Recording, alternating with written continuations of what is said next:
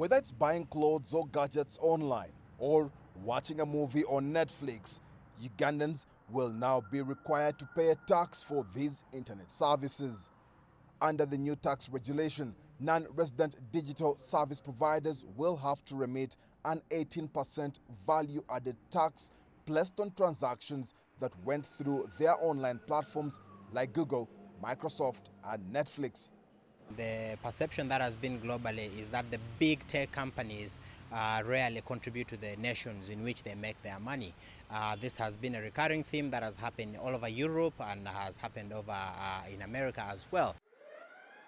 Uganda's Revenue Authority, URA, says it expects to collect about $1.3 million this financial year from the new value-added tax from social media, streaming sites and other internet-based tech giants.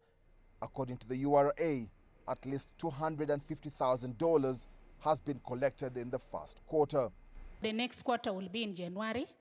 However, we've so far collected about $1 billion shillings coming through the different digital platforms like Zoom, Netflix. Many of you watch those movies. So as you pay, we collect some tax. And this has been very timely following what COVID brought. Everyone now wants to do digital. Uganda is not the first to implement such a tax. In Africa, Kenya, South Africa and Nigeria are already charging VAT on non-resident digital service providers. If you compare ourselves to, let's say, Nigeria, to Kenya and the other key markets across Africa, they have done a lot more to create the ecosystem that then enables them to raise revenue across the board. If you compare that with Uganda, we are trying to milk something that we have not built up.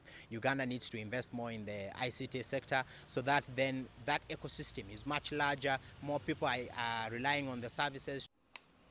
According to the global digital site statistics, there were 13.9 million internet users in Uganda at the start of the year.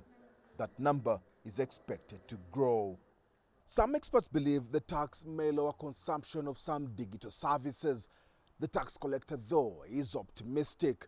The collections so far mean there has been compliance and returns could even be greater than projected.